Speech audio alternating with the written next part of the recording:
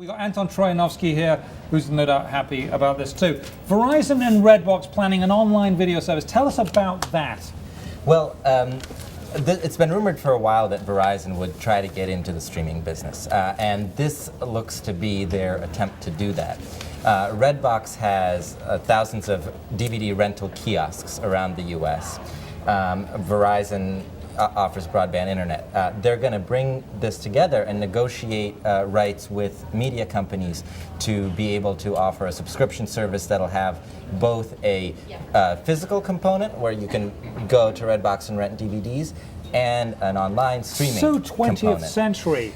DVDs. Yes. That is so 20th century. If you think about it, I mean, it's sort of kind of bringing together what I think Netflix tried to separate with their, you know, Flickster, whatever it was. Quickster. Thank you. Really rolls off the tongue, doesn't it? Yeah, we've already forgotten it. Right. So hang on. To that point, though, Spencer, didn't Reed Hastings say they expect DVD rentals as a part of their business to decline going forward every quarter forever?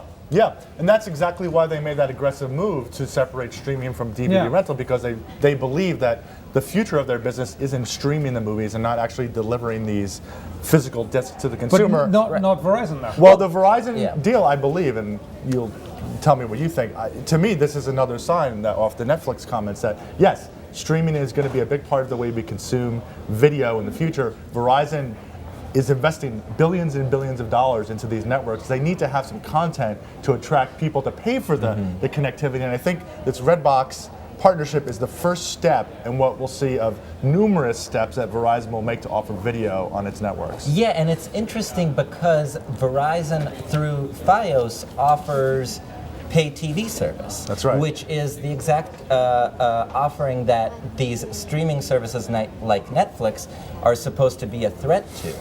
So I think Verizon is taking a bit of a gamble here by, you know, offering a service that in theory would actually be competing with the pay TV service that it offers, on the bet that it needs to have exposure to the streaming market. Here's the big question then for both of you. Is it better to cannibalize your own business than to have someone else eat your lunch?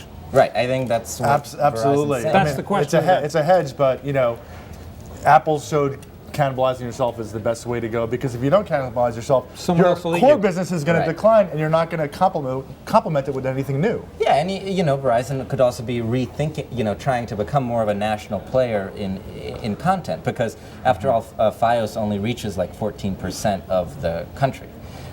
So whereas this offering, while there were very few details in what they announced today, will be a nationwide offering. So anyone with a broadband connection to their home will be able to sign up for this Verizon Redbox And that is huge, and that could be the real winner there, and especially with the speeds at which they're delivering stuff. Anyway, good stuff in that story. Thank you very much, Anton Troyanovsky of the Wall Street Journal.